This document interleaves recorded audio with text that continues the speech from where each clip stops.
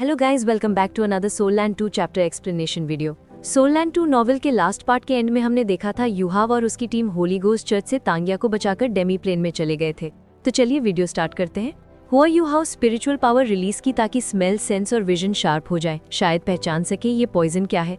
उसके दिल में थोड़ी उम्मीद थी।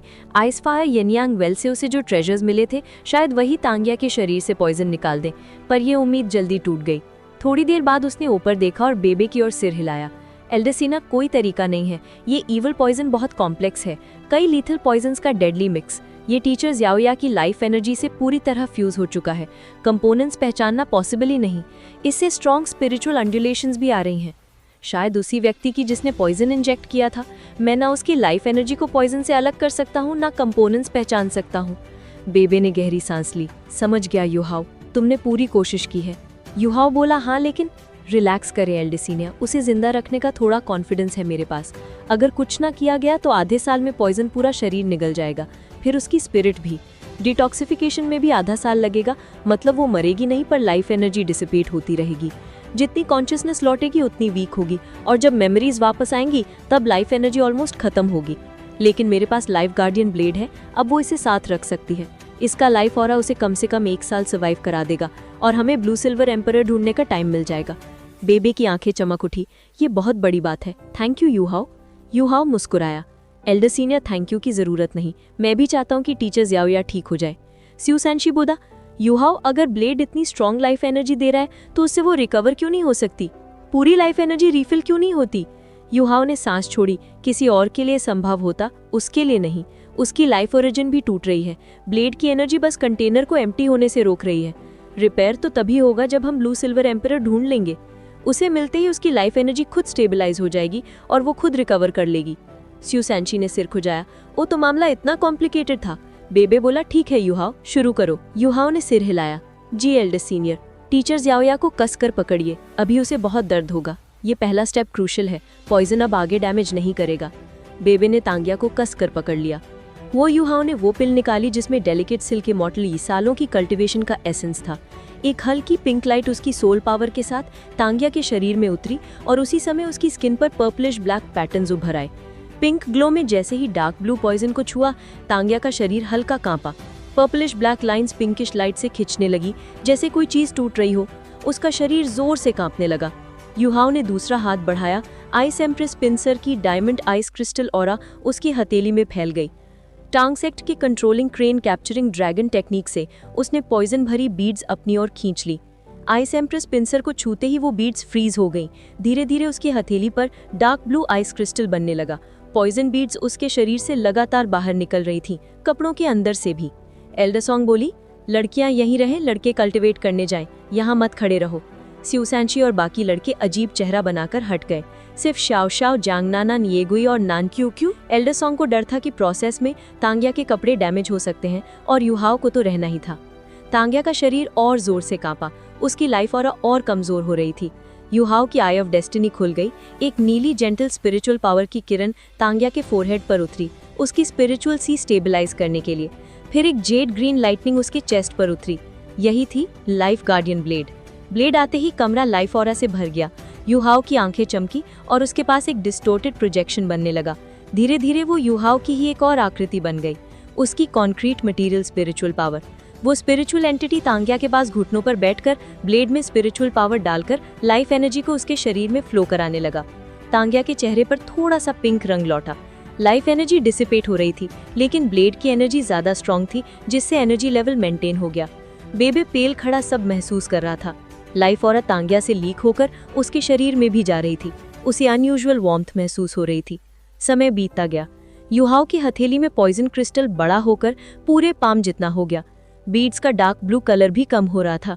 आखिर स्पिरिचुअल पावर और लाइफ गार्डियन ब्लेड की एनर्जी ने तांग्या के शरीर को काम कर दिया, और वो गहरी नींद में चली गई। पॉइजन स्टेबलाइज होने पर युहाव ने वो इमॉर्टल पिल वापस ले ली और आइस क्रिस्टल ब्लॉक को स्टोरेज टाइप सोल टूल में रख दिया। अल्टीमेट आइस की वजह से अब कोई ट्रबल नहीं होगा। युहाव ने गहरी सांस ली, लेकिन उसका स्पिरिचुअल एंटिटी अभी भी ब्लेड कंट्रोल कर रहा था ताकि तांग्या की लाइफ एनर्जी स्टेडी रहे। बेबे की चिंतित नजर युहाव पर पड़ी। युहाव ने कहा, एल्डर सीनियर चिंता ना करें, टीचर याओया अभी स्टेबल है, सरफेस लेयर का पॉइजन निकल गया है, आगे करोड नहीं करेगा। बेबे ने पूछा, जब वो जागेगी क्या उसकी अवेयरनेस लौटेगी? युहाव ने कड़वी हंसी दी। ये सबसे मुश्किल है, पता नहीं। ईवर पॉइजन ने स्पिरिचुअल सी को बहुत डैमेज किया है। रिकवर होने में टाइम लगेगा और अभी भी पॉइजन निकालना बाकी है। एल्डर सीनियर, आप उससे बातें करते रहिए, उसकी यादें वापस लाने में मदद मिलेगी। बेबे ने सिर हिलाया। ठीक है। और युहाव, लाइफ एनर्जी वाला प्रोसेस कितने टाइम चलेगा? कुछ पल सोचा, फिर बोला, लगभग 1 घंटा लगेगा। लाइफ एनर्जी की स्टिम्युलेशन से उसके बॉडी फंक्शंस धीरे धीरे रिकवर होंगे, इससे वो ज्यादा समय तक सर्वाइव कर पाएगी। युहाव की बात सुनकर बेईबाई ने राहत की सांस ली। युहाव ने अचानक कहा, एल्डर सीनियर, मुझे एक नया आइडिया आया है, सुने। बेईबाई की आंखें चमक गई। ओह, बताओ। युहाव बोला, हमें एक पब्लिक मिशन अनाउंस करना चाहिए ब्लू सिल्वर एम्परर को लोकेट करने का। जो भी रिलायबल इन्फॉर्मेशन देगा या हेल्प करेगा, टैंक्स एक्ट उसकी एक बड़ी फेवर वो करेगा या पावरफुल सोल टूल्स का बैच दे सकता है। हम लिमिटेड हैं, लेकिन पूरा डोलुओ कॉन्टिनेंट मिल जाए तो हम उसे जल्दी ढूंढ सकते हैं। बेहबाई थोड़ा शॉक्ड हुआ, उसकी भौएं चढ़ गई। नहीं, ये पॉसिबल नहीं। मैं शाविया की वजह से टैंक्स एक्ट पर ऐसा बर्डन नहीं डाल सकता। हेल्प देने वाला क्या मांग ले पता नहीं। अगर रीपे करना है तो मेरे नाम पर होना चाहिए, सेक्ट के नाम पर नहीं। युहाव ने सिर हिलाया। नहीं एल्डर सीनियर, इंडिविजुअल लेवल पे कुछ नहीं होगा। कोई एम्पायर हमारी बात नहीं सुनेगा। पर टैंक्स एक्ट अलग है। तीनों एम्पायर्स हमारे सोल टूल्स इस्तेमाल करते हैं और उन्हें पता है कि टैंक्स एक्ट और श्रेक एकेडमी साथ काम करते हैं। टैंक्स एक्ट के नाम पर मिशन अनाउंस होगा तो सबका ध्यान जाएगा और हम जल्दी ब्लू सिल्वर एम्परर ढूंढ पाएंगे। बेबाई ने धीरे से कहा, मुझे पता है तुम अच्छा सोच रहे हो, पर शाविया के लिए टैंक्स एक्ट को रिस्क में नहीं डाल सकते। तभी जियांग नैनन ने बीच में कहा, क्यों नहीं कर सकते, हम इसे सही मानते हैं। बेबाई ने हैरानी से उसे देखा। नैनन? जियांग नैनन की वॉइस अनयूजुअली फर्म थी। बेबाई, याद है हम टैंक्स एक्ट में क्यों आए थे? पावर के लिए नहीं, हम टीममेट्स हैं, फैमिली है। टांग्या असली सेक्ट लीडर है, तुम तो बस उसकी जगह रिस्पॉन्सिबिलिटीज निभा रहे हो। लीडर मुश्किल में है तो हम पीछे कैसे हट सकते हैं? युहाव का आइडिया बिल्कुल सही है। बेईबाई चुप हो गया। जियांग नैनन ने युहाव की ओर देखा। युहाव, तय हो गया, वापस जाते ही मिशन अनाउंस करेंगे। मुझे भरोसा है लोग इंटरेस्टेड होंगे। युहाव मुस्कुराया। ऑलराइट। बेईबाई ने हौले से सिर हिलाया। Thank you. ये शाविया की तरफ से भी। श्याओ हंस पड़ी। एल्डर सीनियर, ये कैसी बात है? हम दोस्त हैं, ये हमारा फर्ज है। इस प्लान से बेईबाई काफी हल्का महसूस कर रहा था। एल्डर सॉन्ग आगे आई। युहाव का प्लान वर्केबल है। टांग्या टैंक्स एक्ट की एकलौती एयर है।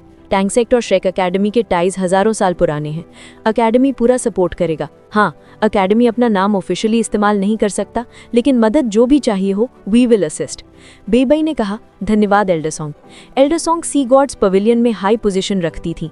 उनके सपोर्ट का मतलब डीन सियान लाइनर और चियान डुओ सब साथ आएंगे। युहाव, बेईबाई और एल्डर सॉन्ग के वोट्स मिलकर 5 वोट्स बनते, जो सी गॉड्स पवेलियन का लगभग आधा था। डेमी प्लेन फिलहाल शांत था। मिशन सक्सेसफुल माना जा सकता था। टांग्या को बचा लिया गया और एक क्लास 9 स्टेशनरी शेल से सनमून एम्पायर की पूरी सोल इंजीनियर लीजन नष्ट हो गई। सनमून एम्पायर बाहर डिसिप्लिन लग रहा था, अंदर केओस था। इन्वेस्टिगेशंस जारी थीं, हालात बिगड़ रहे थे। हेवनली सोल एम्पायर शॉक्ड था। क्लास 9 स्टेशनरी शेल की विस्फोट 107 किलोमीटर दूर से दिखाई दिया। होली गोस्ट चर्च भी तबाह, एक एल्डर मरा, एक होली लेडी गायब, कई ईविल सोल मास्टर्स खत्म। जोंगलियो ये ब्लेम कभी नहीं ले सकता था। इन्वेस्टिगेशंस जारी थीं, पर 3 दिन बाद भी श्रेक टीम का कोई निशान। जोंगलियो की बस एक राहत थी, नांगोंग वैन, 3rd एल्डर और 4th एल्डर क्रिटिकल इंजरीज के बावजूद जिंदा थे। टाइटल डाउलियो की लाइफ एनर्जी स्ट्रांग होती है, रिकवर होने में टाइम लगेगा पर बच जाएंगे। चौथे दिन की रात सनमून एम्पायर बेस के काले टेंट में, जहां मैस्करेड डोलुओ रहता था, अचानक एक काला क्रैक खुला। एक परछाई बाहर आई, चुपचाप बिना आवाज के। उसने स्पिरिचुअल डिटेक्शन से चेक किया, फिर दूसरा व्यक्ति क्रैक से बाहर निकला। अगर कोई देख लेता तो दंग रह जाता। दोनों बिल्कुल एक जैसे थे, दोनों ही हुओ युहाव। सबसे पहले जो फिगर क्रैक से बाहर आया वो उसका स्पिरिचुअल अवतार था। अवतार ने एरिया चेक किया, डेंजर नहीं था। तभी असली हुआ युवाओ क्रैक से बाहर आया। काला दरार बंद हो गया। दोनों ने एक साथ इमिटेशन एक्टिवेट की और हवा में गायब होकर टेंट के बाहर निकल गए। सनमून एम्पायर की कैंप सिक्योरिटी अब पहले से बहुत टाइट थी। ईविल सोल मास्टर्स के इलाके में भी सोल्जर्स पेट्रोल कर रहे थे। पेट्रोलिंग सोल्जर्स के पास सर्वेलेंस सोल टूल्स थे, जो ग्राउंड और हवा को स्कैन कर रहे थे। टेंट के अंदर नहीं देखते, पर बाहर हाई अलर्ट पर थे कि कोई इन्फिल्ट्रेटर ना मिले। लेकिन ये सब युहाव के स्पिरिचुअल डिटेक्शन के सामने बेकार था। युहाव ने स्पिरिचुअल अवतार आगे भेजकर रास्ता क्लियर किया। डिटेक्शन को छोटी रेंज में रखा ताकि कोई टेंट टच ना हो और मेमोरी के सहारे स्लोली आगे बढ़ता गया। यूहाओ को एक सेफ स्पॉट चाहिए था जहां वो बाकी कंपेनियंस को वापस ला सके।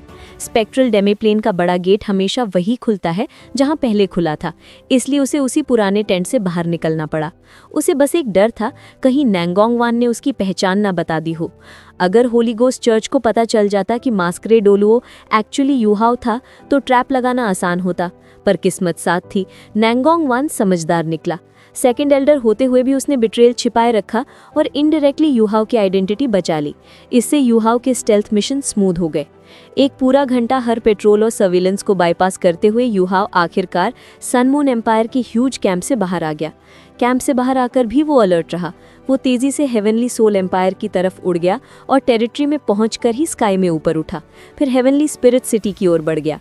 यूहाओ की सबसे बड़ी चिंता थी डीन यानशाओझे, क्योंकि एल्डर सॉन्ग हर बार सिर्फ मुस्कुरा देती थी पर असली जवाब नहीं देती थी।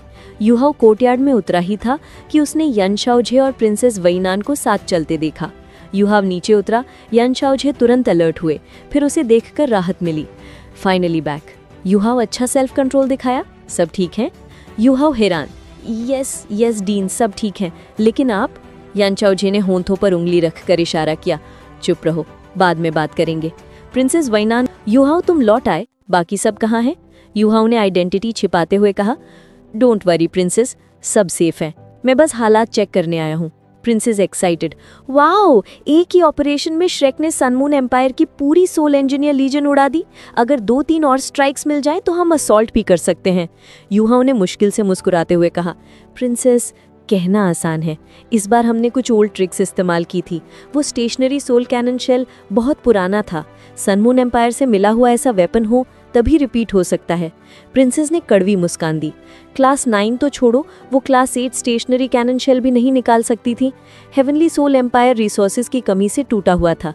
आर्मी सस्टेन करवाना ही मुश्किल था। प्रिंसेस बोली, फिर भी थैंक यू यूहाव। इस ऑपरेशन से सन मून एम्पायर ऑफेंसिव नहीं करेगा, हमें तैयारी का टाइम मिल गया। यूहाव ने सिर हिलाया। प्रिंसेस समझ गई श्रेक वालों को बात करनी है और चली गई। प्रिंसेस के जाते ही यूहाव उनके पास दौड़कर गया। डीनियन, आप जिंदा कैसे? यानशाओझे हंसे। तुम्हें ही नहीं, जोंगली वू को भी समझ नहीं आ रहा होगा कि मैं मरकर कैसे वापस आया। यूहाव फुसफुसाया। आप एस्केप कैसे कर पाए? यान मुस्कुराए। Little junior brother, age gap है पर मुझे सीनियर ब्रदर ही बुलाओ, और एस्केप करना बहुत सिंपल था। उन्होंने यूहाव के कान में सीक्रेट कहा। यूहाव की आंखें चौड़ी हो गईं। ये तो पूरा मैजिकल। यान ने फिर होंठों पर उंगली रखी। सीक्रेट है, किसी और को मत बताना। यूहाव ने तुरंत कहा। Yes senior brother, it is safe with me. ये स्किल इतनी रेयर थी कि गलत हाथों में गई तो डीन यान इसे फिर यूज नहीं कर पाते। यान बोले, चलो सबको बाहर निकालो, हम वापस लौटने की तैयारी करते हैं। लिविंग रूम में यूहाव ने मंत्र पढ़ा। स्पेक्ट्रल डेमीप्लेन का गेट खुला। एल्डर सॉन्ग और बाकी सब बाहर आए। यानशाओझे ने देखकर हंसते हुए कहा, यूहाव, तुम्हारी ये एबिलिटी मुझे पसंद नहीं, लेकिन सिचुएशंस में ये गॉडली स्किल है। तुमने अकेडमी के लिए इतनी बड़ी ताकत शेयर की है। यूहाव मुस्कुराया। अकेडमी मेरा घर है सीनियर ब्रदर, जो हूँ अकेडमी की वजह से हूँ। एल्डर सॉन्ग ने कहा, सही बात, आने वाला समय अकेडमी का फ्यूचर तुम सब हो। अब हमें हेवनली सोल एम्पायर से विदा लेनी चाहिए। Reconnaissance successful, sun moon empire को ह्यूज डैमेज और सबसे ज़रूरी टांगिया को बचा लिया गया। यूहा बोला, कल सुबह फेयरवेल करते हैं। मैं सारी जानकारी हेवनली सोल एम्पायर को दे दूंगा, उनकी मदद होगी। एल्डर सॉन्ग ने सहमति दी। अगला दिन सब ने एक रात आराम किया। टांगिया को छोड़कर सब अपनी पीक पर लौट आए। Ice bear king, little Bai spectral demiplane में ही रहे। अगले दिन सब ने हेवनली सोल एम्पायर को अलविदा कहा और श्रेक सिटी लौट आए। एल्डर सॉन्ग और यानशाओझे अकेडमी की रिपोर्ट करने चले गए। बाकी टैंक सेक्ट के लोग सेक्ट लौट आए। टांगिया अब डीप स्लीप से जाग चुकी थी। उसका शरीर एक दिन एक रात रिकवरी में लगा रहा था।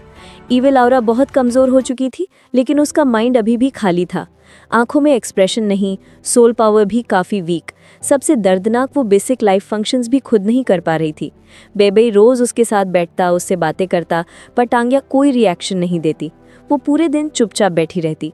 टैंक सेक्ट की पूरी टीम बेबे और टांगिया को एस्कॉर्ट करती हुई मेन गेट तक पहुंची।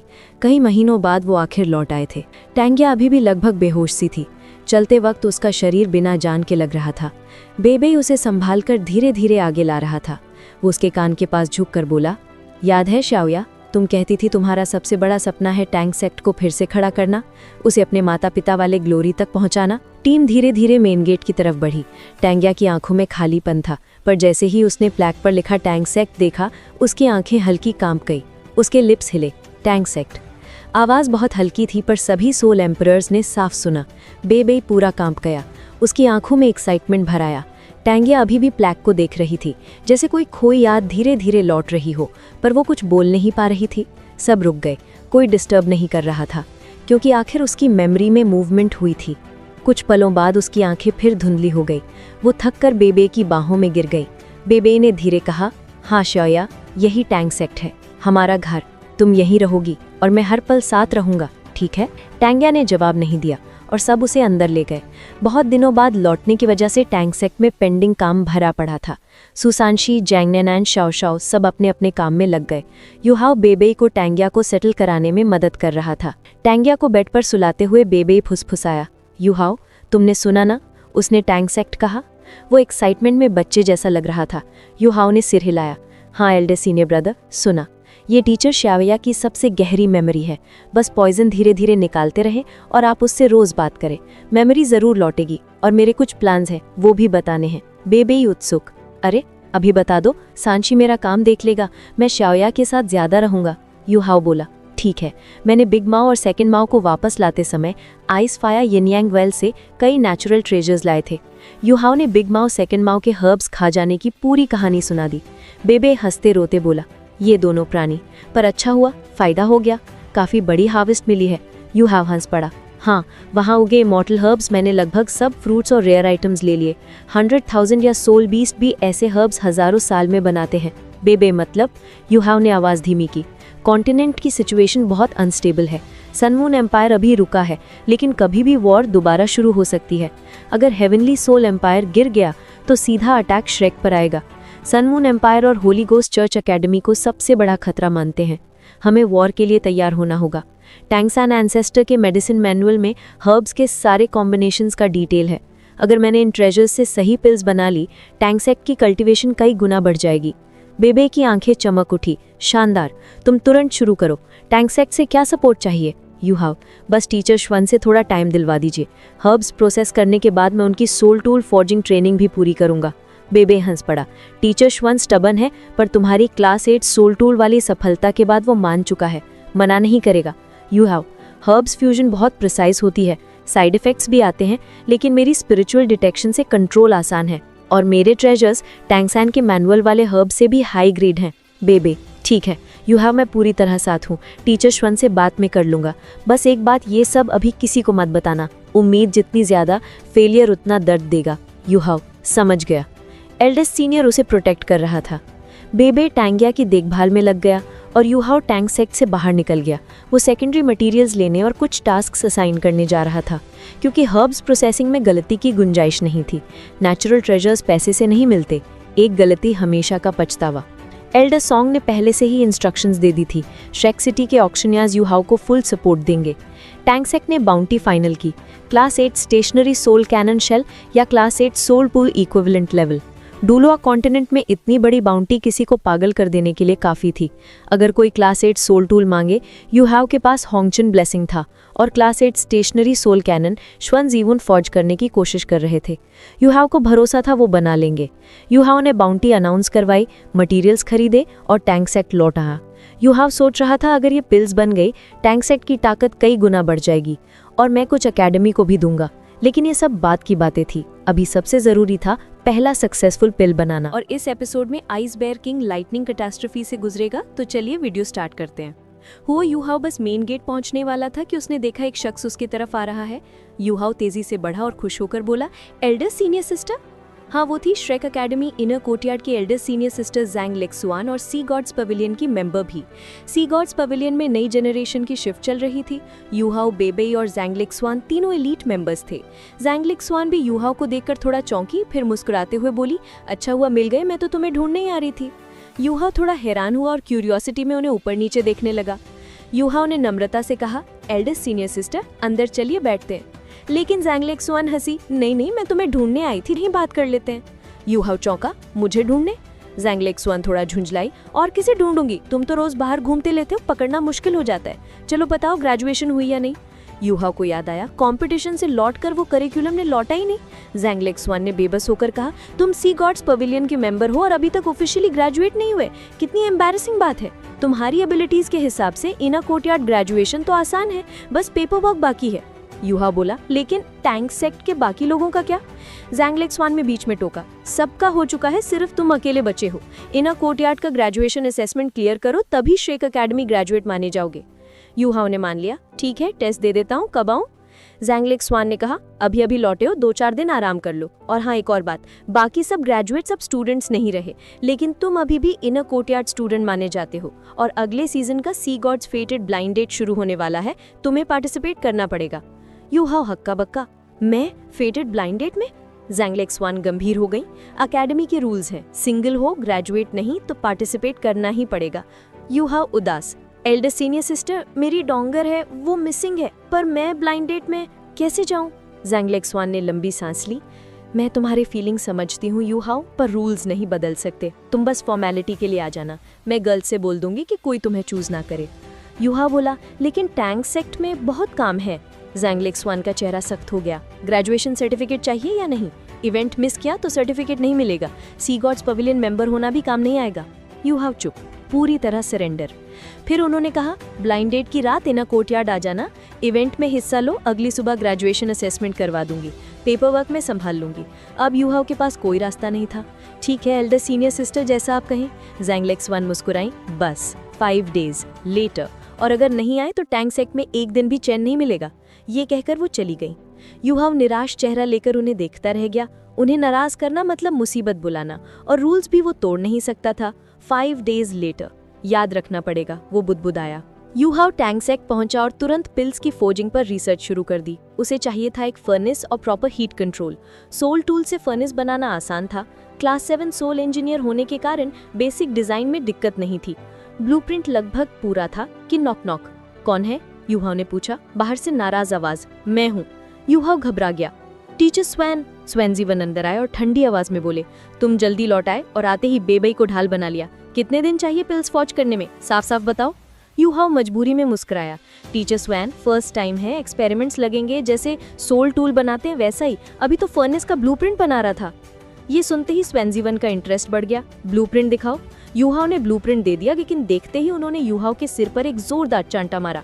अरे क्यों मारा टीचर स्वैन? स्वैनजीवन चिल्लाए, तुम क्लास 7 सोल इंजीनियर हो, किसे बोलोगे कि तुम मेरे छात्र हो? ये क्या बना रहा है? इससे पिल्स नहीं कचरा बनेगा, सब मेडिसिनल इफेक्ट्स उड़ जाएंगे।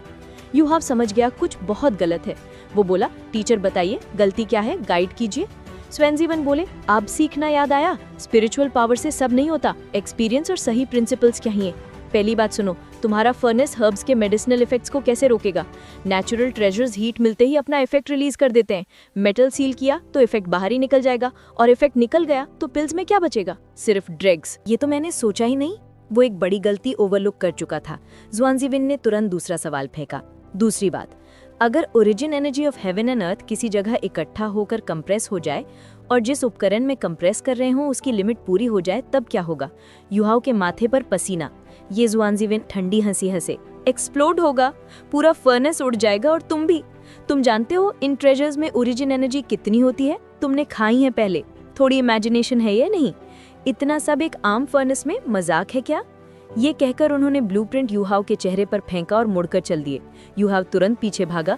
टीचर ज़्वान, रुकिए, मैं गलत था, कृपया करके बताइए क्या करना चाहिए। प्रॉब्लम उन्होंने बता दी थी, सोल्यूशन 0, और यूहाओ खुद भी इन इश्यूज का हल नहीं निकाल पा रहा था। ज़्वानजीविन जाते जाते मन ही मन मुस्कुराए। इस बार तो ये लड़का फंसेगा ही फंसेगा। असल में बेबे ने पहले ही बताया था कि यूहाओ रेयर ट्रेजर से मेडिसिन बनाना चाहता है। तभी ज़्वानजीविन समझ गए थे कि फर्नेस में दिक्कत आएगी। सन मून एम्पायर में वो पहले एक सोल इंजीनियर के साथ काम कर चुके थे जो इंपीरियल फैमिली के लिए पिल्स फॉर्ज करता था। वहीं से उन्हें नॉलेज मिला था, जितनी प्रेशियस मटेरियल्स होंगे उतना ही हाई टियर फर्नेस चाहिए, कम से कम क्लास 9 फर्नेस। यूहाओ एक क्लास 7 सोल इंजीनियर से बना ही नहीं सकता था, इसलिए उसका ब्लूप्रिंट शुरुआत से ही बेकार था। यूहाओ को ये बैकग्राउंड पता ही नहीं था, इसलिए वो टीचर ज़्वान के पीछे भागता रहा। ज़्वानजीविन अचानक रुके, मुड़े और बोले, क्यों पीछा कर रहे हो? यूहाओ हाथ जोड़कर, टीचर ज़्वान, मुझसे गलती हुई, मैं सोल टूल प्रोडक्शन अच्छे से सीखूंगा, प्लीज गाइड कीजिए। यूहाओ समझ चुका था ये सब टफ लव है। ज़्वानजीविन झुंझलाकर, सीखने आए हो? 2 मार्शल सोल्स, अल्टीमेट आइस, जाओ सोल मास्टर बनो, मुझे क्या जरूरत है तुम्हें सिखाने की। वो फिर जाने लगे। यूहाओ ने इस बार रास्ता रोक लिया, पूरी मुस्कान के साथ। टीचर्स 1 में सच में बदल जाऊंगा, मुझे मौका दीजिए, मैं फ्यूचर में क्लास 9 सोल इंजीनियर बनने की कोशिश करूंगा। ये सुनकर ज़ुआनज़ीविन थोड़ा नर्म पड़े। ठीक है, पर याद रखो, मैं तुम्हें सिर्फ क्लास 9 तक पहुंचाने के लिए नहीं सिखा रहा। क्लास 9 रेयर है लेकिन अल्टीमेट नहीं। यूहाव चौंक गया। फिर आप क्या चाहते हैं? ज़ुआनज़ीविन की आंखों में आग सी चमक आई। Intense ambitious. यूहाव के रोंगटे खड़े हो गए। मैं मरने से पहले एक क्लास 10 सोल इंजीनियर तैयार करना चाहता हूँ। मैं खुद क्लास 10 कभी नहीं बन सकता, लेकिन तुम में टैलेंट है। अगर तुम पूरा जोर लगाओ मैं कर सकता हूँ। अब से तुम टैंक सेक तब तक नहीं छोड़ोगे जब तक क्लास 9 सोल इंजीनियर नहीं बन जाते। तुम्हारी कमिटमेंट सब छोड़ दो। यूहाव की सांस रुक सी गई। क्लास 9 सोल इंजीनियर, ये तो टाइटल डोलुओ बनने जितना मुश्किल है। उसके चेहरे की टेंशन देखकर ज़ुआनज़ीविन फिर बोले, अगर पसंद नहीं तो मत सीखो, तुम्हारी मर्जी, और आगे बढ़ गए। यूहाव डर गया। टीचर्स 1, रुकिए, देखिए मेरे पास सिर्फ 8 रिंग्स है, क्लास 9 बनने के लिए 9 रिंग्स चाहिए। आपकी डिमांड बहुत हाई है, क्लास 8 सोल इंजीनियर चलेगा? टीचर्स 1 ने सुना ही नहीं। यूहाव को पता था उनके बिना फर्नेस बन ही नहीं पाएगा, लेकिन टैंक सेक में बंद रहना 8-10 साल। आखिर उसने दांत भींच कर कहा, ठीक है मैं तैयार हूँ, लेकिन पूरी तरह टैंक सेक में बंद नहीं रह सकता। अकेडमी अगर बुलाएगी तो जाना पड़ेगा, बाकी मैं श्रेक सिटी से बाहर नहीं जाऊंगा।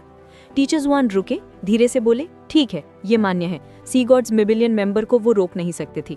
यूहाव ने राहत की सांस ली, लेकिन अगले ही पल, और सुनो, अगर अकेडमी को एक्सक्यूज बनाकर भागने की कोशिश की तो मैं इलस्ट्रेस वर्चू हॉल की तरह यहाँ से भी चला जाऊंगा। फिर याद रखना, किसी को भी तुमसे क्लास 9 सोल इंजीनियर नहीं बनवा पाऊंगा। यूहाव घबराया। नहीं टीचर्स 1, मैं ऐसा नहीं करूंगा, मैं सीरियसली सीखूंगा। ज़ुआनज़ीविन संतुष्ट हुए। ठीक है, मेरे साथ चलो, हमें तुम्हारा फर्नेस डिजाइन करना है और इसके लिए क्लास 9 फर्नेस चाहिए स्टेबिलिटी के लिए। यूहाव दंग, क्लास 9? ज़ुआनज़ीविन की ठंडी हंसी। ट्रेजर्स रिफाइन करना आसान है क्या? क्लास 9 फर्नेस के बिना उनका ऑरा कंटेन ही नहीं होगा। सील भी करना है, कंप्रेस भी, हर डिटेल परफेक्ट होनी चाहिए। ये कोई एक्सपेरिमेंट नहीं है। यूहाव के मन में आया, एक्सपेरिमेंट ही तो था, लेकिन बोलने की हिम्मत नहीं हुई। वो बोला, टीचर्स 1, तो फिर करें क्या? ज़ुआनज़ीविन बोले, अगले कुछ साल ब्लूप्रिंट परफेक्ट करने में लगेंगे। मेरा एक दोस्त पिल मास्टर था, उससे बहुत कुछ सुना है। क्लास 9 फर्नेस उसने कभी बनाया नहीं, लेकिन कॉन्सेप्ट पूरा था। तुम भी डिजाइन में हिस्सा लोगे क्योंकि स्पिरिचुअल पावर स्ट्रांग है, कॉम्प्लेक्स ब्लूप्रिंट संभाल लोगे। फर्नेस बनाते वक्त तुम मेरे असिस्टेंट रहोगे। यूहाव भावुक हो गया।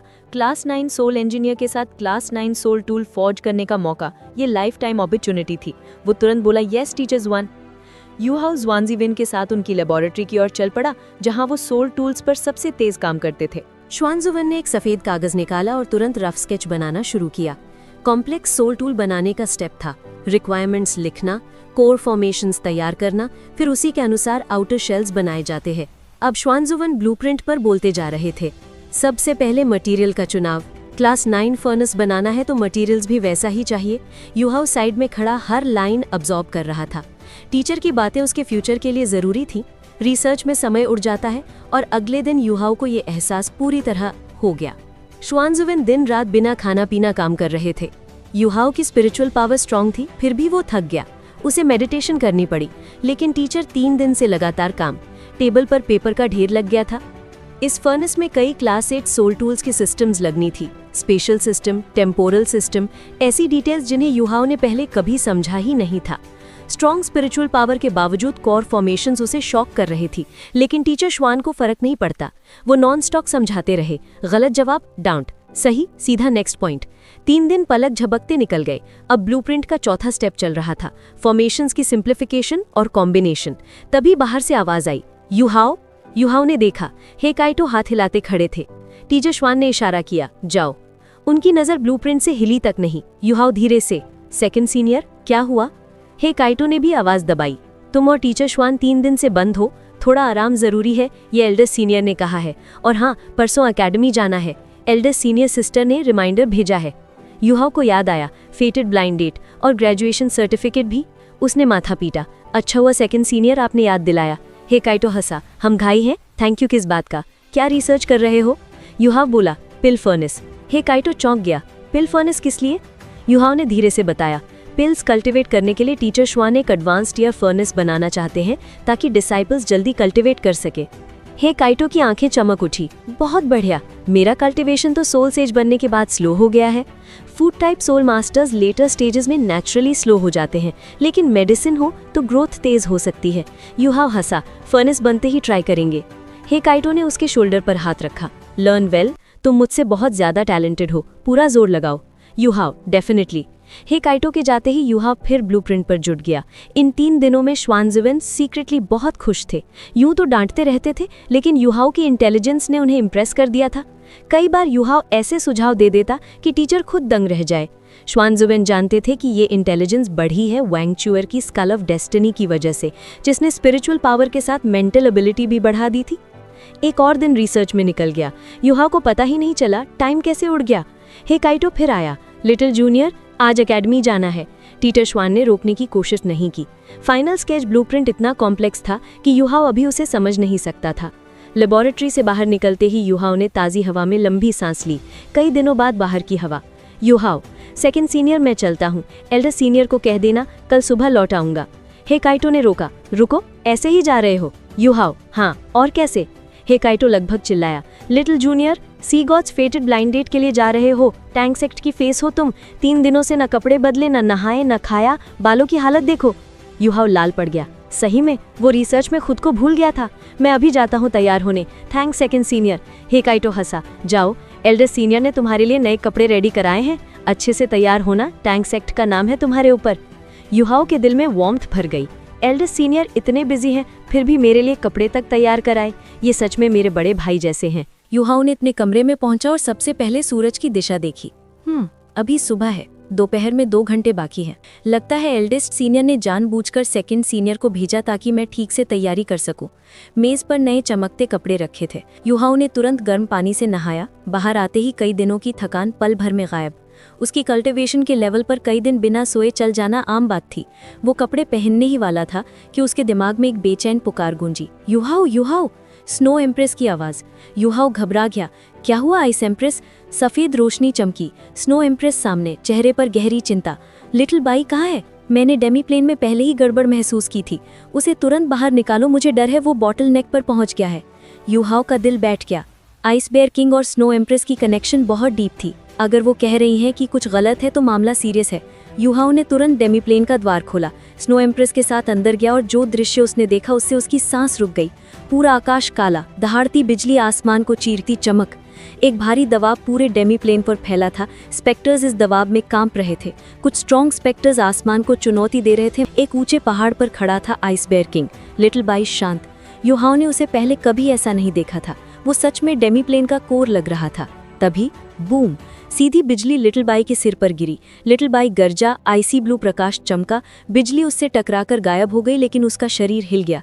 आंखों में बिजली जैसी चमक। युहाओ स्टन्ड, लेकिन स्नो एम्प्रेस तुरंत बोली, शुरू हो गया। ये लाइटनिंग कैटास्ट्रोफी है, 100,000 ईयर सोल बीस्ट की सबसे खतरनाक ट्रिब्यूलेशन। मैं हमेशा जानती थी कि लिटिल बाई इसे सह नहीं पाएगा, और ये तो सबसे खतरनाक लाइटनिंग वाली कैटास्ट्रोफी है। युहाओ घबरा पड़ा। हम कुछ कर सकते हैं? मदद? स्नो एम्प्रेस ने सिर हिलाया। नहीं, तुम गए तो सीधा मरोगे, और मेरी भी असली बेह नहीं, मैं भी नहीं बच पाऊंगी। युहाओ तो बस देख सकते हैं। अगर वो मर गया तो? स्नो एम्प्रेस की कड़वी आवाज। कोई रास्ता नहीं, ये वो खुद बुला बैठा है। डेमी प्लेन में सेंस नहीं कर पाया। अगर बच गया बहुत अच्छा, अगर नहीं तो हम उसकी एक स्पिरिचुअल थ्रेड बचाकर फिर से रूपांतरण करेंगे। युहाओ को स्नो एम्प्रेस की बात माननी पड़ी। लाइटनिंग कैटास्ट्रोफी में स्नो एम्प्रेस 7 बार मरते मरते बची थी। वो एक्सपर्ट थी। बूम, 2 और बिजली गिरी। लिटिल बाई ने अपनी पूरी ताकत से एक विशाल आइसी ब्लू ढाल खड़ी कर दी। युहाओ तक महसूस कर पा रहा था लिटिल बाई की ऑरा गिर रही थी। बिजली के अंदर हेवन एंड अर्थ का नेचुरल ची था। लिटिल बाई गरजा और पूरी ताकत जमा कर एक विशाल आइसी ब्लू बीम आसमान में छोड़ा। 1000 मीटर क्षेत्र बर्फ में बदल गया। तापमान जम गया। स्नोफ्लेक्स आसमान में घूमने लगे, लेकिन लाइटनिंग ने बीम को तोड़ डाला। बादलों को थोड़ा डैमेज, लेकिन लिटिल बाई का शरीर अब कांप रहा था। सोल पावर फ्लक्चुएशंस गिरती जा रही थी। ये उसकी स्ट्रॉन्गेस्ट स्ट्राइक थी, लेकिन बेअसर। स्नो एम्प्रेस और युहाओ दौड़ पड़े। लिटिल बाई की एनर्जी अब लगभग खत्म थी। बादल गुस्से में थे, एक के बाद एक बिजली बरस रही थी। लिटिल बाई ने हार नहीं मानी। उसकी आंखों में सिर्फ जिद थी, जीने की जिद। उसके माथे पर आइसी ब्लू वर्लपूल बनने लगा। बीच में एक स्नोफ्लेक जैसा सोल कोर चमका। युहाओ दंग। ये सोल कोर है? 100,000 ईयर सोल बीस्ट्स और टाइटल डू लो ही सोल कोर बनाते हैं। ये अंतिम ट्रम्प कार्ड होता है। इस पर चोट लगे कल्टीवेशन खत्म। लेकिन लिटिल भाई के पास कोई और रास्ता नहीं था। बिजलियां लगातार गिर रही थी, सोल कोर भी कांप रहा था। लिटिल भाई का विशाल शरीर जल चुका था, काले निशान हर तरफ। वो घुटनों पर गिर गया। बूम! भीषण ब्लास्ट। लिटिल भाई हवा में उछला, सोल कोर हवा में एक्सपोज्ड, सीधा लाइटनिंग के निशाने पर। युहाओ चीख उठा, लिटिल भाई, और बिना सोचे सीधे उसकी तरफ कूद पड़ा। स्नो एम्प्रेस चिल्लाई, युहाओ मत जाओ। लेकिन युहाओ बहुत तेज था। वो टेलीपोर्ट होकर लिटिल बाई के ऊपर पहुंच गया।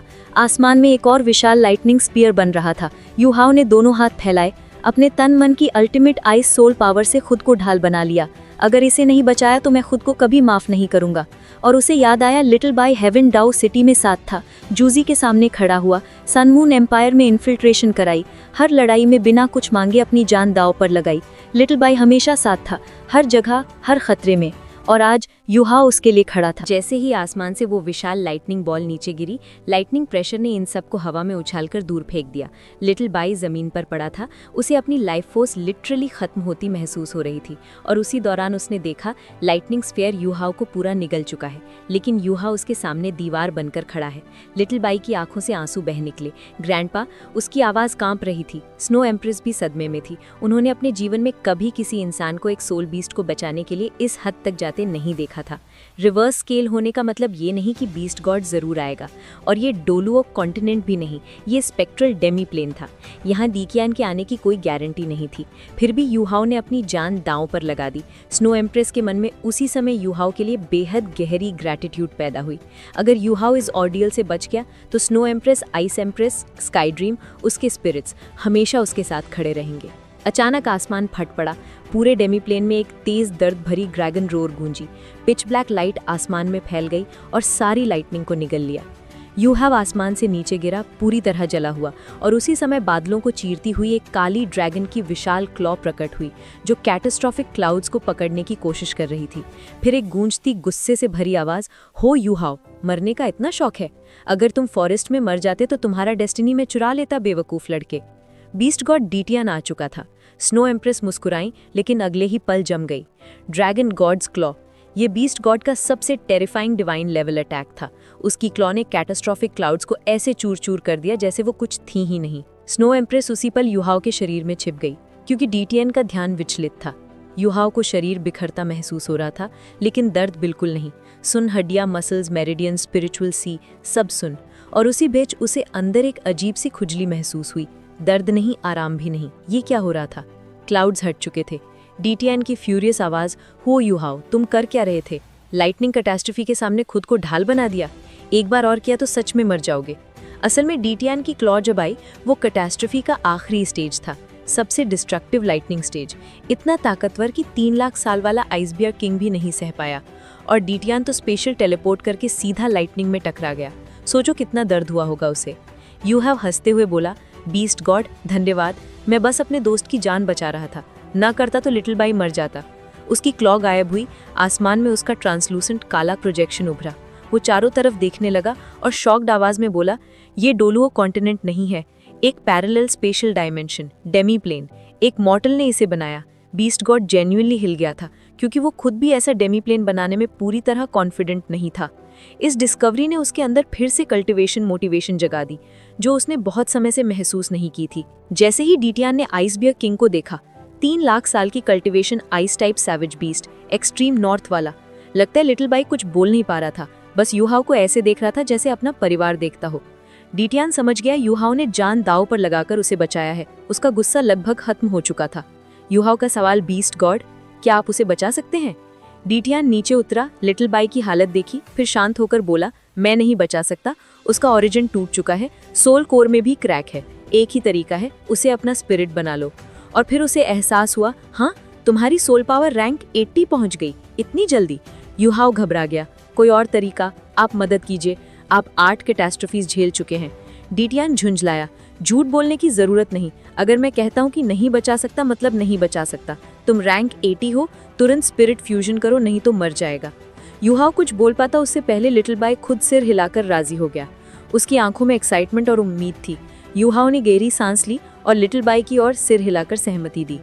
लिटिल बाई ने मरते मरते भी पूरी निष्ठा से यूहाओ को झुककर प्रणाम किया।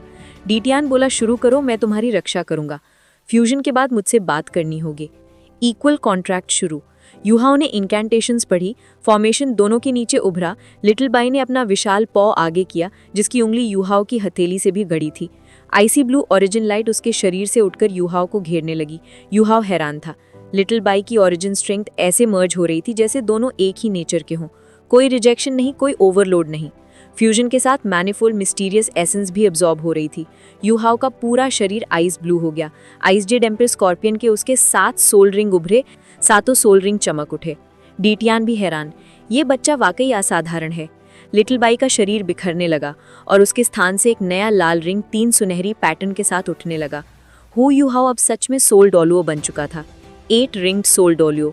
और ये अचीवमेंट उसके अल्टीमेट आइस मार्शल आर्ट को मिला, जिसकी प्रोग्रेशन सबसे कठिन मानी जाती है। लिटिल बाई के स्पिरिट फ्यूजन ने यूहाओ को ऐसा बूस्ट दिया जो उसकी ice jade empress scorpion martial soul के लिए पूरी तरह गेम चेंजिंग था। फ्यूजन के बाद उसकी आइस जेड एम्प्रेस स्कॉर्पियन अब सोल रिंग्स की जरूरत ही नहीं रखती थी। फ्यूजन पूरा होते ही यूहाओ को महसूस हुआ उसका बॉडी लगातार इम्प्रूव हो रहा है, सोल पावर लगातार उठ रहा है। लिटिल बाई की मैनिफोल्ड मिस्टीरियस आइस एसेंस पूरी तरह उसके शरीर में समा गई। लिटिल बाई का असली शरीर अब लाइफलेस था, लेकिन उसकी न्यू स्पिरिट फॉर्म यूहाओ के अंदर जन्म ले रही थी। अजीब ये था कि इतने बड़े 100,000 ईयर सोल बीस्ट होने के बावजूद स्पिरिट बनने पर कोई सोल बोल नहीं आया, सिर्फ स्पिरिट और एक चमकदार लाल 8th सोल रिंग।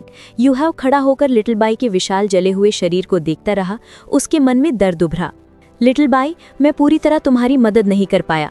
यूहाओ नहीं चाहता था कि लिटिल बाई स्पिरिट बने। यूहाओ उदास ही खड़ा था कि डिटियान की शॉक्ड आवाज आई, ओह ये क्या हो रहा है, अनडेड? यूहाओ ने सोचा स्पेक्टर्स होंगे, लेकिन नहीं। लिटिल बाई का जला हुआ शरीर हिला, फिर धीरे धीरे बैठ गया। यूहाओ की आंखें फैल गईं, जले हिस्से झड़ने लगे, नीले धूसर फर उभर आया और उसकी आंखें ग्रे हो गईं। रोर भी अब अलग था, तेज, अजीब, ऑलमोस्ट स्पेक्ट्रल। और स्पेक्टर्स उसकी तरफ ऐसे देख रहे थे जैसे उनका राजा वापस जाग उठा हो। Yuhao फुसफुसाया, undead? डिटियान ने सिर हिलाया, हाँ, ये डेमीप्लेन के रूल्स का असर है। स्पिरिट फ्यूजन के वक्त लिटिल बाई की एक स्ट्रीक ऑफ स्पिरिट शरीर में रह गई। बिना कंट्रोलिंग सोल के उसका शरीर डेमीप्लेन के स्पेक्ट्रल रूल्स के अनुसार अनडेड बन गया। और मजेदार बात, वो पहले से भी ज्यादा स्ट्रांग है। यूहाओ ने बिटर स्माइल दी। ये अच्छा है या बुरा वो समझ नहीं पाया। एक सफेद चमक हुई। लिटिल बाई अपनी ह्यूमन फॉर्म में यूहाओ के पास खड़ा था। वो खुद भी हैरान अपने अनडेड शरीर को देख रहा था जो रोर कर रहा था। यूहाओ ने पूछा, लिटिल बाई तुम्हें क्या महसूस हो रहा है? लिटिल बाई ने आंखें बंद की, अपनी स्पिरिचुअल ओरिजिन को अनडेड फॉर्म तक भेजा। कनेक्शन बनते ही अनडेड शरीर मुड़ा और उसे देखने लगा। चारों आंखें मिली, दोनों बॉडीज सिंक्रोनाइज हो गईं। लिटिल बाई खुशी से चिल्लाया, बॉस ये तो मैं ही हूँ, मैं कनेक्ट कर पा रहा हूँ, मेरी ऑरा वही है। यूहाओ हैरान, ये सब हो कैसे रहा है? लिटिल बाई हंसकर बोला, लगता है स्पिरिट फ्यूजन के समय डेमीप्लेन ने मुझे डिवाइड कर दिया। एक हिस्सा तुम्हारे अंदर स्पिरिट बन गया और दूसरा अनडेड बनकर इस वर्ल्ड के रूल्स को फॉलो कर गया। ह्यूमंस इसे वैम्पायर कहते हैं शायद, पर सच कहूँ मैं पहले से बहुत स्ट्रांग महसूस कर रहा हूँ। और हाँ, अब मैं 2 बॉडीज में एक साथ जिंदगी जी सकता हूँ। मुझे तो ये जगह बहुत पसंद थी, अब तो मैं यहाँ लिटरली रूल कर सकता हूँ। यूहाओ स्टंड था, लेकिन कम से कम लिटिल बाई अलाइव था और दोनों फॉर्म्स उस पर अटैक भी नहीं करेंगी। ये एक तरह से ब्लेसिंग इन डिस्गाइज था। यूहाओ ने कहा, ठीक है लिटिल बाई, तुम्हारी ओरिजिन अभी नाजुक है। स्पिरिट फॉर्म वापस मेरे अंदर जाओ, मुझे भी समझना है ये फ्यूजन मुझे कैसे बदल रही है। लिटिल बाई ने भरोसे से सिर हिलाया, भावुक नज़र यूहाओ पर डाली और उसके भीतर मर्ज हो गया। अब डिटियान ने गहरी नज़र यूहाओ पर डाली। हो यूहाओ, तुम मेरे लिए और भी रहस्यमयी होते जा रहे हो। अब बताओ, ये डेमीप्लेन क्या है? ये अचानक जमीन पर नहीं गिरा होगा। यूहाओ ने सोचा, छिपाएं या बताएं? फिर ट्रूथ बताने का फैसला किया। ये डेमीप्लेन मेरे टीचर ने बनाया था, Electrolux, divine law of necromancy. वो किसी और दुनिया से आए थे। यूहाओ ने उसका पूरा इतिहास बताया। इलेक्ट्रोलक्स ने कैसे गाइड किया, नेक्रोमैंटिक एबिलिटीज दी, अपना डिवाइन सेंस यूहाओ में छोड़ा। डिटियान छुप रहा, कोई शक नहीं जताया। इलेक्ट्रोलक्स का अस्तित्व उसे भी इंस्पायर कर गया। दूसरी दुनिया, डिवाइन सेंस, कंप्लीट डेमीप्लेन, इसने उसके अंदर नई कल्टीवेशन मोटिवेशन जगा दी। ठीक है, समझ गया, ये डेमीप्लेन तुम्हारी बहुत बड़ी शक्ति है, इसे संभाल कर रखना। और सुना यूहाओ, खुद को मुसीबत में डालना बंद करो, मैं हर बार बचाने नहीं आऊँगा। यूहाओ ने झुक कर कहा, धन्यवाद एल्डर डिटियान। प्रोजेक्शन हवा में घुल गया। युहाओ ने सोचा, स्पेशल पावर पर डिटियान का कंट्रोल सच में अप्रतिम है। लिटिल बाई का अनडेड शरीर स्पेक्ट्रल पावर अब्जॉर्ब करता रहा और युहाओ टैंक से लौट आया, लेकिन आईने में खुद को देखते ही उसका मूड बैठ गया। लाइटनिंग ने उसके बालों को पूरा पॉक्यूपाइन मोड बना दिया था। बाल खड़े, जले और दब नहीं रहे थे। उसे दोबारा नहाना पड़ा, तब जाकर बाल नॉर्मल हुए। युहाओ ने राहत की सांस ली। चलो, कम से कम अगली तो नहीं लग रहा। लिटिल बाई से स्पिरिट फ्यूजन पूरा होने के बाद युहाओ ने बाहर आसमान की तरफ देखा। रात होने लगी थी। उसने बेबे द्वारा रखे नए कपड़े पहने, सफेद वॉरियर रोब, सिंपल लेकिन प्रीमियम। और तब युहाओ ने पहली बार एहसास हुआ वो अब एक 8 रिंग्ड सोल डोलुओ है। जांग लिक्शवान भी सोल डोलुओ 30 की उम्र में बनी थी और तब वो एकेडमी की प्राइड थी। युहाओ ने उन्हें याद करते ही कांप कर सोचा, अगर मैं देर से पहुंचा तो वो मुझे मार ही देंगी। भूख की परवाह किए बिना युहाओ श्रेक की ओर दौड़ पड़ा। एकेडमी के गेट्स अब बेहद भीड़ भाड़ वाले थे। श्रेक सिटी एक्सपेंशन के बाद पूरा क्षेत्र एक व्यस्त बाजार जैसा हो गया था। युहाओ भीड़ को चीरकर अंदर गया, तभी उसने 2 आउटर कोर्टयार्ड स्टूडेंट्स को बातें करते सुना। आज रात सी गॉड्स फेटेड ब्लाइंड डेट है और इस बार आउटर कोर्टयार्ड को भी देखने की परमिशन है। हम मेहनत करेंगे, एक दिन इनर कोर्टयार्ड में पहुंचेंगे। मैं तो नया मैग्नीफाइंग सोल टूल खरीदने जा रहा हूँ। युहाओ मुस्कुराया। नॉस्टैल्जिया की हल्की सी लहर आई। काश डोंगर के साथ ये ब्लाइंड डेट देख पाता। दिल में हल्का दर्द उठा, लेकिन उसने सिर हिलाया और इनर कोर्टयार्ड की ओर बढ़ गया। जब युहाओ सी गॉड्स लेक पहुंचा, दृश्य देखकर वो हैरान रह गया। शाम पूरी भी नहीं हुई थी, लेकिन आउटर कोर्टयार्ड स्टूडेंट्स लेक किनारे ऑलरेडी जगह घेर कर बैठ चुके थे। युहाओ को एक स्टूडेंट दिखा जो बड़ा सा मैट फैला रहा था। युहाओ मजाक में बोला, जूनियर, इतनी बड़ी जगह क्यों ले रहे हो? स्टूडेंट ने ऊपर देखे बिना कहा, सीनियर, मैं अकेला नहीं हूँ, 10 लोग आएंगे, हम सीट्स रिजर्व कर रहे हैं। युहाओ हंसा, अच्छा, ड्यूटीज बांट ली है तुम लोगों ने? स्टूडेंट बोला, हाँ, कल्टिवेशन से थोड़ा आराम भी चाहिए और सीनियर्स को प्यार तलाशते देखना प्रेरणा देता है। जब स्टूडेंट ने युहाओ की रेड इनर कोर्टयार्ड बैज देखी, वो शॉक में खड़ा हो गया। Are you inner courtyard senior? Yuhao मुस्कुराया, यस जूनियर। स्टूडेंट उत्साहित, सीनियर, मैं जिनशा हूँ, दोस्त मुझे सैंडबैग कहते हैं। युहाओ ने कहा, मेहनत करते रहो, एक दिन तुम भी यहाँ पहुँचोगे। मुझे रजिस्ट्रेशन करना है, फिर मिलेंगे। युहाओ लेक पर हल्का सा कदम रखते हुए सीधे सी गॉड्स आइलैंड की ओर ग्लाइड कर गया। जिनशा उसे देखता रह गया। वाह, मार्शल सोल एक्टिवेट किए बिना पानी पर चल रहे हैं। ये तो कम से कम सोल एम्परर होंगे। उसे क्या पता युहाओ अब सोल डोलुओ है। युहाओ सी गॉड्स आइलैंड पहुंचा और सीधा सी गॉड्स पवेलियन की ओर गया। उसे नहीं पता था रजिस्ट्रेशन कहाँ है। गोल्डन ट्री के सामने पहुंचते ही वो घुटनों पर बैठा। पवेलियन अंदर से पूरी तरह शांत था। कोई एल्डर की ऑरा महसूस नहीं हो रही थी। स्पिरिचुअल डिटेक्शन का उपयोग भी नहीं कर सकता था, वरना एल्डर्स नाराज हो जाते। युहाओ थोड़ा परेशान, ये ब्लाइंड डेट के लिए जाना कहाँ है? और तभी उसका पेट जोर से गरज उठा। कई दिनों से उसने ठीक तरह खाना नहीं खाया था और इनर कोर्टयार्ड का खाना पूरे कॉन्टिनेंट की बेस्ट इंग्रेडिएंट से बना होता था, इतना स्वादिष्ट कि 7 मॉन्स्टर्स भी बहाने बनाकर यहाँ आकर खाते थे। खाना याद आते ही युहाओ के मुंह में पानी आ गया। सी गॉड्स पवेलियन में कोई नहीं मिला तो युहाओ ने सोचा इनर कोर्टयार्ड कैंटीन चलते हैं, शायद कोई सीनियर मिल जाए और 2 दिन की भूख भी मिट जाएगी। वो तेजी से कैंटीन पहुंचा और अंदर जाते ही कई पुराने चेहरे दिखे। मील टाइम था, कुछ स्टूडेंट्स क्यू में, कुछ प्लेट्स लेकर खाने में व्यस्त। और तभी एक पुरानी चुभन वाली आवाज उसके कानों में पड़ी, अरे ये हु युहाओ नहीं है? कितना रेयर गेस्ट, इनर कोर्टयार्ड में आने का टाइम मिल गया इसे। युहाओ ने मुड़कर देखा, वूफेंग, वही वूफेंग जिसने आउटर कोर्टयार्ड में पहली बार उससे भिड़ाई की थी। अब वो बदल चुकी थी। चेहरा कम अग्रेसिव, बॉडी ऊंची, ज्यादा आकर्षक, मा शाओ ताओ जैसी वाइब्स। उसके बगल में था निंगत्यान, जो अब ही था क्योंकि यिंग यांग लव क्वेरिंग वाली की परीक्षा में उसने जेंडर बदल लिया था। अब वूफेंग के साथ रिलेशनशिप में और 7 ट्रेजर्स ग्लेज सेक्ट का मेल सक्सेसर बनने की तैयारी। युहाओ ने मुस्कुराकर कहा, वूफेंग कैसी हो? और निंगत्यान को हल्का सा सिर हिलाया। जेंडर पर कमेंट न करना ही सही था, युहाओ समझता था। थोड़ी ही देर में बाकी पुराने साथी इकट्ठे हो गए। हुआबिन, जूलू, शे हुआन युइंग, आउटर कोर्टयार्ड के राइजिंग स्टार्स, अब इनर कोर्टयार्ड के एलीट। हुआबिन अब लगभग सोल सेज पहुंच चुका था और यंगर जनरेशन का स्ट्रॉन्गेस्ट माना जाता था। उसने युहाओ को देखा, न हॉस्टिलिटी न फ्रेंडलीनेस, बस न्यूट्रल और चुपचाप। जूलू के साथ फूड लेने चला गया। वूफेंग ने अभी भी अपने तेवर नहीं छोड़े। तुम इनर कोर्टयार्ड के डिसाइपल हो भी या नहीं? कभी कल्टिवेट करते नहीं दिखते? युहाओ सिर खुजाते हुए हंसा, अरे ऑफिशियली ग्रेजुएट नहीं हुआ हूँ, आज ग्रेजुएशन टेस्ट देने आया हूँ। वूफेंग की आंखें फैल गई। Graduation test? तुम्हें लगता है पास कर लोगे? हमारी ग्रेजुएशन एग्जाम बहुत मुश्किल होती है। युहाओ शांत, कोशिश करूंगा, नहीं हुआ तो और मेहनत करूंगा। तुम बैठो, मैं खाना ले आता हूँ। सच में बहुत भूख लगी थी। यूहाओ की प्लेट में था emerald sea cucumber stew, dragon meat, hibiscus crystal rice. वो एक कोने में बैठकर खाने लगा। पेट में गर्मी फैलने लगी, आराम, ऊर्जा, संतुष्टि सब एक साथ। दूसरी मेज पर चर्चा चल रही थी। वूफेंग फुसफुसाई, ब्रदर त्यान, क्या लगता है यूहाओ अब सोलसेज होगा? निंगत्यान ने स्लोली कहा, मुमकिन है। वो सी गॉड्स पवेलियन का मेंबर है, हमसे बहुत आगे है। वूफेंग ने नाक से कोड़कर कहा, तो क्या हुआ, हम मेहनत कर रहे हैं, एक दिन उसे पकड़ लेंगे। लेकिन निंगत्यान जानता था वो ये स्वीकार नहीं करना चाहती कि यूहाओ की प्रतिभा उनसे बहुत आगे है। शे हुआनवे बोली, उसने स्पिरिट पगोड़ा बनाई है, हम 7 रिंग्स पर पहुंचकर स्पिरिट्स फ्यूज करेंगे, ध्यान रखना उसे नाराज मत कर देना। वूफेंग तुरंत शांत हो गई। भविष्य की शक्ति किसी भी जीनियस सोल मास्टर के लिए सबसे अहम होती है। फिर निंगत्यान बोला, मुझे लगता है यूहाओ आज सिर्फ ग्रेजुएशन के लिए नहीं आया। वूफेंग चौंकी, सी गॉड्स फेटेड ब्लाइंड डेट? निंगत्यान ने सिर हिलाया, हाँ, वो मिसिंग है। डोंगर ऑफिशियली सिंगल है और ग्रेजुएट भी नहीं हुआ। रूल्स के हिसाब से उसे ब्लाइंड डेट में जरूर आना होगा। वूफेंग मुस्कुराई, तो आज रात मजा आएगा। यूहाओ खाना खा ही रहा था कि किसी ने उसकी मेज पर हाथ पटका। यूहाओ ने ऊपर देखा, एक कड़क आवाज वाला मिडिल एजेड आदमी। किसने कहा तुम्हें इनर कोर्टयार्ड में खाने की इजाजत है? तुम हो कौन, अपना नाम बताओ। यूहाओ हक्का बक्का, मैं इनर कोर्टयार्ड डिसाइपल हूँ, यहाँ क्यों नहीं खा सकता? टीचर ने ठंडे स्वर में कहा, हमारे डिसाइपल्स ऐसे कपड़े नहीं पहनते, यूनिफॉर्म कहाँ है? यूहाओ ऑकवर्ड, सर मेरा यूनिफॉर्म अब फिट नहीं आता, काफी समय से इनर कोर्टयार्ड में नहीं था, ये देखिए मेरी बैज।